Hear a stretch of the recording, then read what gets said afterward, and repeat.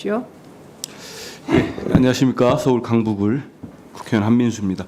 우리 송효운 참고인께 몇 가지 여쭈겠습니다. 우리 송효운 참고인은 이진숙 후보자하고 비슷한 시기에 MBC 입사하신 거죠? 네, 그렇습니다. 92년 저는 87년 입사고요. 예. 이 후보자는 86년 입사고 그렇습니다. 1년 차면은 친하시겠네. 1992년 MBC 노조 파업 당시에 함께 이제 활동하신 네. 거죠.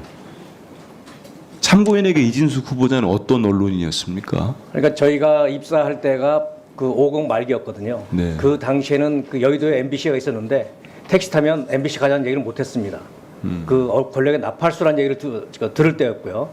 그래서 이제 그 후에 이제 민주화되면서 노조도 생기고 92년에 그 긴 파업을 할 때 우리 이진숙 후보자 우리 선배나 저나 똑같이 거래 나가서 시민들에게 유임을 돌리면서 공정방송 방송들이 같이 외치고 그랬습니다. 그런 기자였습니다.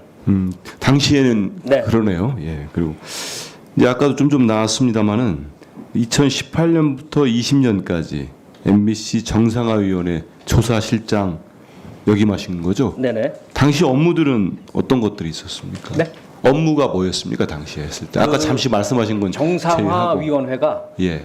이명박 박근혜 그 정부 시기에 MBC의 보도가 공정했는지를 따져보는 일이었습니다. 네. 이를테면 과거사위 같은 일이었죠. 네, 그런 일을 했었습니다.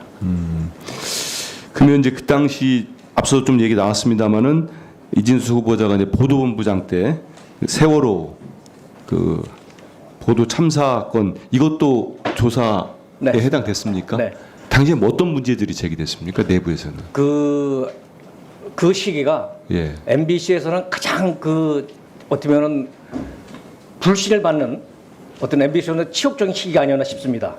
그 당시에 저희가 조사한 바로는 MBC의 세월호에 관련된 MBC 보도는 진실을 은폐하고 축소하고 진상 규명을 방해하고 유가족들을 폄훼하는 그런 보도였습니다. 최근에 한 언론에 기고하신 적 있으시죠? 네, 민들레에 기고했습니다. 시민언론 민들레 기고. 거기에서 이진석 후보자에 대해서 방송이나 언론에 대한 어떠한 고민이나 철학도 없다 이런 평가를 하신 거 맞으시죠? 그래도 한솥밥 먹던 예.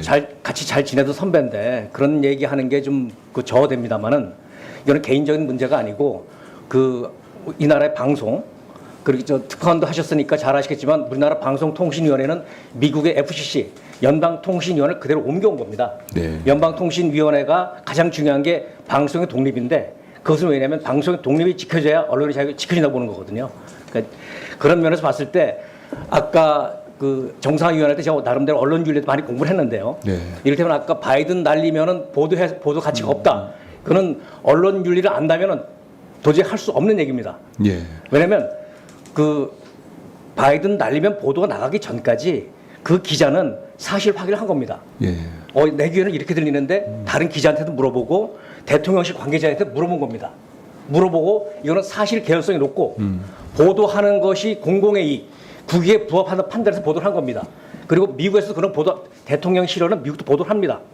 그때 제대로 보도를 하고 대통령이 반성했다면 우리 윤석열 대통령이 함부로 경로하거나 말을 함부로 하거나 예, 그러지 않으셨을 겁니다. 예, 알겠습니다. 그게 언론의 역할입니다.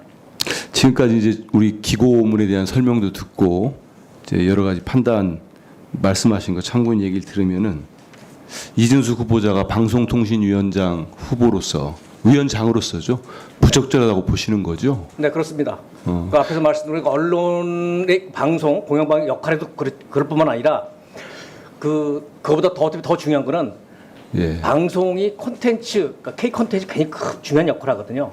그런데 기생충이 좌파 영화라든지 예를 들면 태극기 휘날리면은 동족 상잔, 형제 간의 촛불을 겨누는 전쟁의 참상을 고발하는 반전 영화 같은 것인데 또 우파 영화라든지 이런 식으로 구별하면 언론의 자유도 문제지만 그보다 더 급한 거는 콘텐츠가 죽습니다. 그러니까 저도 콘텐츠가 무너집니다. 해봤는데 태극기가 나와서 우파라고 했는가 싶은 생각도 들긴 하더라고요. 그 기준이 뭔가 궁금한데 그런 예. 식으로 해서 옛날 블랙리스트처럼 콘텐츠 업계를 짓누르면 그렇습니다. K 콘텐츠 죽습니다. 예. 지금 콘텐츠가 반도체만큼은 중요한 이제 얼마 안 남았으니까요. 우리 송영훈 참고인 고생 많으셨는데 정말 그렇게 같이 노조 활동을 하다가 지금의 이렇게 완전하게 달라진 모습을 볼 때 어떠십니까? 심경이. 그때나 지금이나 MBC는 달라진 게 없습니다. 예. MBC 노조도 달라진 건 없습니다. 그 시대 상황도 달라진 건 없습니다. 달라졌다면 이진숙 후보자가 달라진 거죠. 예.